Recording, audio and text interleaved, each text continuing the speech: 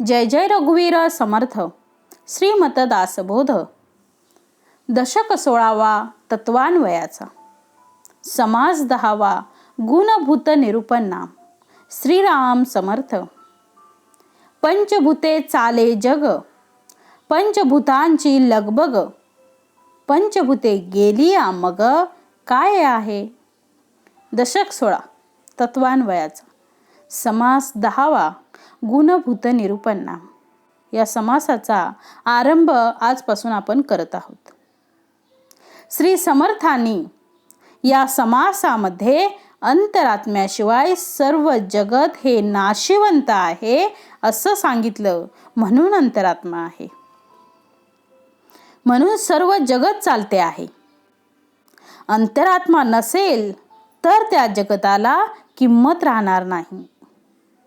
श्री समर्थांनी पहिली पंचमहाभूत, त्या पंचमहाभूतांची लगबग यांचं वर्णन पुढे केलेलं आहे. पंचभूते चाले जग, पंचभूतांची लगबग, पंचभूते गेली मग काय आहे. श्रोता वक्त्यास बोले, भूतांचे महिमे वाढविले, आणि त्रिगुण कोठे गेले सांगा स्वामी. समर्थांना श्रोत्यांनी प्रश्न विचारलाय. पंचभूते चाले शरीर, आप, तेज, वायू, आकाश आणि पृथ्वी. पंचभूतांमध्ये पृथ्वी चालते. पण महाराज एका प्रश्नाचं उत्तर द्या, त्रिगुण कोठे गेले सांगा स्वामी. रजतम सत्व याचं काय झालं. तर समर्थ पुढे सांगतायत, अंतरात्मा पाचवे भूत, त्रिगुण त्यांचे अंगभूत, सावध करून या चित्त बरे पाहे. पाचवं भूत म्हणजे अंतरात्मा. पाचवं जे भूत आहे, जे अंतरात्मा आम्ही मानतो, आप, तेज, वायू, आकाशामध्ये अंतरात्मा आहे. तर त्या अंतरात्म्यामध्ये 3 गुण येतात. कोणते. तर रज, तम आणि सत्व. म्हणून समर्थ याचं वर्णन करतायत की त्रिगुण कोठे गेले नाहीत. त्या पंचमहाभूतांमध्येच अंतरात्मा जो आहे त्या ठिकाणी आपले 3 गुण आहेत दिसतात. अंतरात्मा पाचवे भूत म्हणजे आकाश पाचवं भूत आहे, आणि त्यामध्ये हे त्रिगुण आहेत, रज, तम आणि सत्व. त्रिगुण त्यांचे अंगभूत, सावध करून या चित्त बरे पाहे. म्हणून अष्टधा प्रकृती यालाच म्हणतात. भूत म्हणजे जितुके झाले, त्रिगुण झाल्यात आले, इतुकेन मूळ खंडले आशंकेचे. अशा प्रकारे आपली आता जी शंका होती ती 5 भूतांमध्ये त्रिगुण कुठे गेले, आणि 5 भूतांमध्ये आहे तर ते त्रिगुण कुठे आहेत. ते त्रिगुण रज, तम आणि सत्व हे अंतरात्म्यामध्ये सामावलेले आहेत. मग नेमकं भूत म्हणजे तरी काय हो. तर समर्थ म्हणतात, जे निर्माण झालं त्याला भूत असं म्हणतात. म्हणून पुढे म्हटलं आहे, भूत म्हणजे जितुके झाले, त्रिगुण झाल्यात आले, इतुकेन मूळ खंडले आशंकेचे. त्याप्रमाणे त्रिगुण सुद्धा झाले आणि त्यात होऊन गेले. अशा प्रकारे तुमची जी आशंका आहे त्याचं सगळं काही खंडन झालं. भूतान वेगळे काही नाही, भूत जात हे सर्वही, एका वेगळे एक काही घडेची ना. एकाशिवाय एक काही घडत नाही. आत्म्याचे नि झाला पवन, पवनाचे न प्रगटे अग्न, अग्नीपासून जीवन ऐसे बोलती. जीवन अवघे डबाविले, ते रविमंडळे आळले, वन्नी वायोचे न झाले भूमंडळ. कशापासून काय निर्माण झालं तर समर्थ त्याची यादी पुढे देत आहेत. पहिलं अंतरात्मा. आकाश, त्यातून वायू, वायूतून अग्नी, म्हणजे पहिला आकाश, पहिला अंतरात्मा, त्यातून आकाश, आकाशातून वायू, वायूतून अग्नी आणि अग्नीतून पुढे पाणी आणि पाण्यामधून पुढे ही पृथ्वी. अशा प्रकारचा त्यांचा क्रम आहे. वन्ही वायो रवी नसता, त्यामध्ये वन्ही म्हणजे वारा नव्हता, अग्नी नव्हता, वारा नसता म्हणजे अग्नी.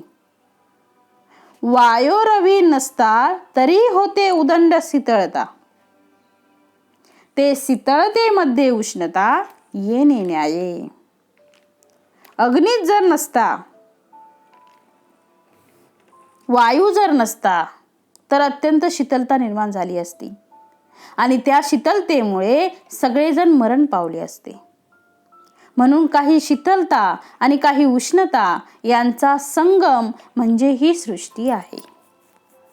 अवघे वर्मासी वर्म केले, तरीच एवढे फापावले, देह मात्र तितुके झाले वर्मा करिता.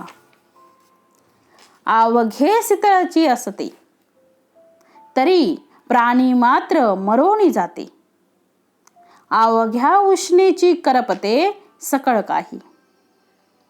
भूमंडळ आळून गोठले, ते रविकिरणे वाळून गेले.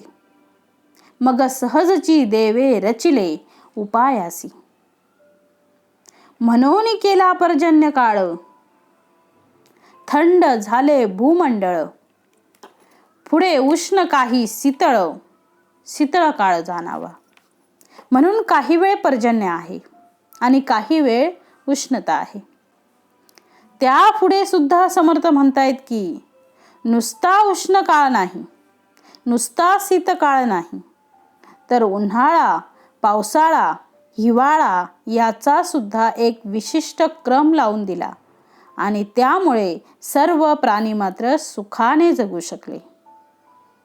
पुढे समर्थ म्हणतायत शीत काळे कष्टले लोक, करपोन गेले वृक्षाधिक. म्हणून पुढे कौतुक उष्ण काळाचे. त्याही मध्ये प्रातःकाळ, माध्यान्ह काळ, सायंकाळ, शीतकाळ, उष्ण काळ निर्माण केले. आता दिवसाचे सुद्धा 3 काळ घेतले. माध्यान्ह काळ, सायंकाळ, शीतकाळ, उष्णकाळ निर्माण केले. सकाळचं कोवळं ऊन, दुपारचं कडक ऊन आणि संध्याकाळी पुन्हा शीतलता आणि रात्री विशेष शीतलता. अशा प्रकारे दिवसाचे सुद्धा भाग पडले. ऐसे एकामागे एक केले, विलेने नेमस्त लाविले.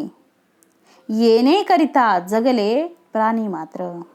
विलेने या शब्दाचा अर्थ क्रमानुसार.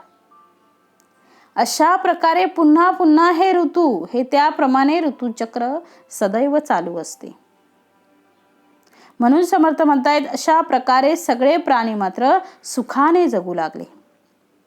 नाना रसे रोग कठीण, म्हणून औषधी केल्या निर्माण. परंतु सृष्टीचे विवरण कळले पाहिजे. म्हणजे पृथ्वीमध्ये नाना प्रकारचे रोग आहेत. त्या रोगांची हवी ती मात्रा आहे, औषध आहेत. मग वनस्पती निर्माण झाल्या, ती सुद्धा परमेश्वराची कृपा आहे. देह मूळ रक्तरेत. देह कसा निर्माण झाला? तर रक्तरेत. त्या आपाचे होती दात, ऐसीच भूमंडळी प्रचित नाना रत्नांची. शरीरामध्ये ज्याप्रमाणे नाना प्रकारचे पाण्याच्या रूपाने सगळे घटक दिसतात, त्याप्रमाणे भूमंडळामध्ये सुद्धा आम्हाला नाना प्रकारची दिव्य अशी रत्ने दिसतात आहे. पुढे समर्थ म्हणतायत सकळांशी मूळ जीवन बांधा, जीवने चाले सकळ धंदा. जीवने विन हरी गोविंदा प्राणी कैचे. आपले संपूर्ण जे जीवन आहे, सगळ्या प्रकारचं जीवन जे आहे, ते कोणामुळे चालते हो? तर ते पाण्यामुळे चालते आहे. म्हणून पाण्याला जीवन असं नाव आहे. जीवनाचे मुक्त फळ, शुक्रासारखे सुढाळ, हिरे माणिके इंद्रनीळ, ते जळे चाले. अशा प्रकारे महिमा कोणाचा सांगावा, झाला कर्दमुची आगवा. वेगळू निवडावा कोण्या प्रकारे, परंतु बोलिले काही एक, मनास कळावया विवेक. जनामध्ये तार्किक लोक, समजती आगवे. तर्काने आम्ही समजून घ्यावं. या जगामध्ये अष्टदा प्रकृतीतून ही सृष्टी जरी निर्माण झाली असली तरी अंतरात्म्याशिवाय या सगळ्या गोष्टी निरर्थक आहेत. आवघे समजले हे घडेना, शास्त्रांसी पडेना. अनुमाने निश्चय होईना काही एक. अगाध गुण भगवंताचे. खरंच आहे, भगवंत हा निर्गुण आहे, त्याला अनेक गुण आहेत. अगाध गुण भगवंताचे. शेष वर्णू न शके वाचे, वेदविधी तेही काचे, देवे विन. समर्थ म्हणतायत की भगवंताचे इतके गुण आहेत की प्रत्यक्ष शेष हे आपल्या सहस्त्रमुखाने जातो. त्याचं वर्णन करू शकत नाही. वेद सुद्धा जिथे नेती नेती म्हणतात, अशा प्रकारे अंतरात्म्याची महती आहे, त्या भगवंताची महती आहे. किती म्हणून सांगावी. प्रत्यक्ष शारदा माता बसली, गणेश सांगायला बसले, आणि तरी सुद्धा या भगवंताचे वर्णन करता येत नाही. इतकं अगाध असं वर्णन भगवंताचं आहे.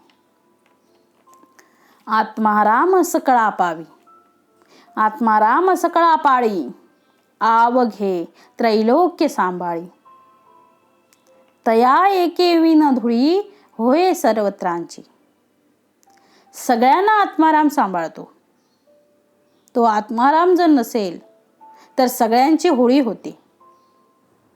जेथे आत्माराम नाही, जिथे तो आत्माराम नाही, तेथे उरो न शके काही. त्रैलोकीचे प्राणी सर्वही प्रेतरूपी.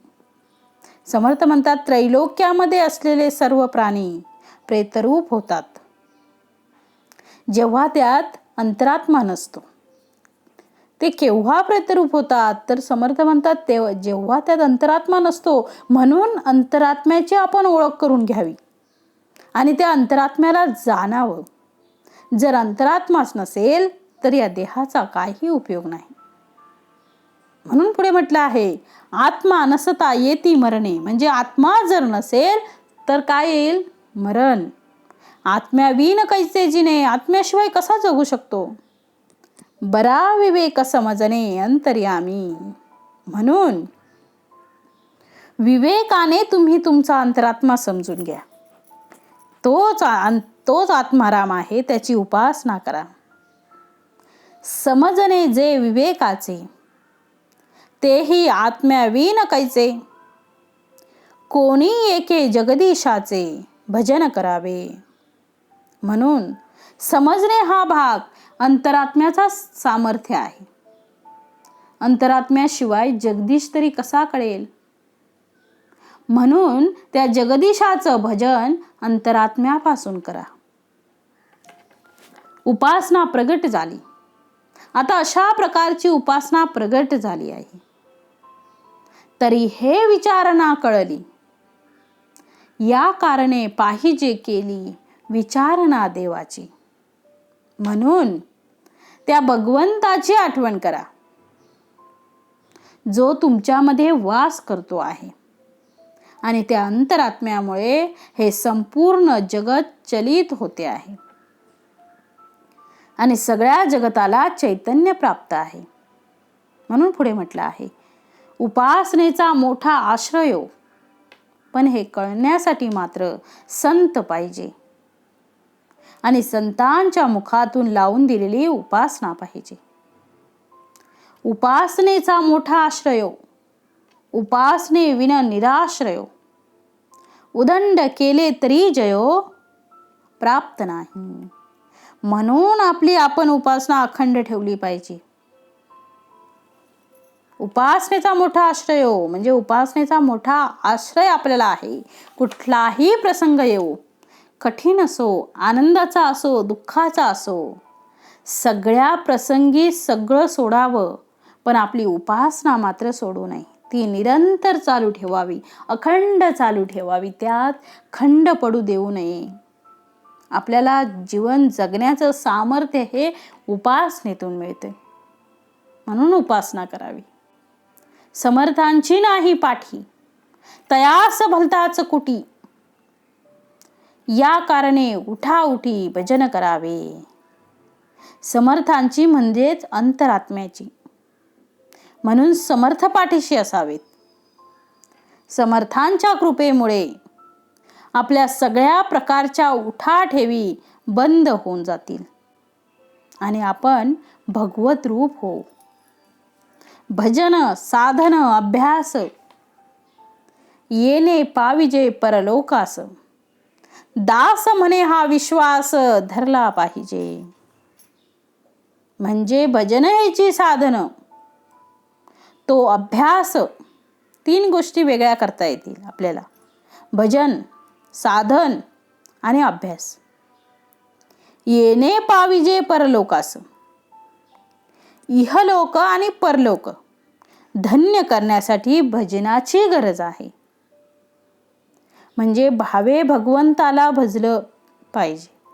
त्यासाठी उपासना हे साधन असलं पाहिजे आणि त्यासाठी अखंड आपला त्यासाठी ध्यास म्हणजे अभ्यास असला पाहिजे आणि तो नित्य नियमाचा अभ्यास असला पाहिजे. अशा प्रकारचे भजन, साधन आणि अभ्यास याची जर आपली सांगड जर व्यवस्थित असेल तर याने आपल्याला इहलोक तर नवीन परलोक सुद्धा आम्हाला सहज साध्य होईल. पुढे समर्थ म्हणतायत, दास म्हणे हा विश्वास धरला पाहिजे आणि हे विश्वासाने करा. म्हणून तुम्ही श्रद्धेने सर्व प्राप्त करा. श्रद्धेने प्राप्त केल्यानंतर तुम्हाला त्या गोष्टी तुमच्या सन्निध आहेत याची अनुभूती येईल.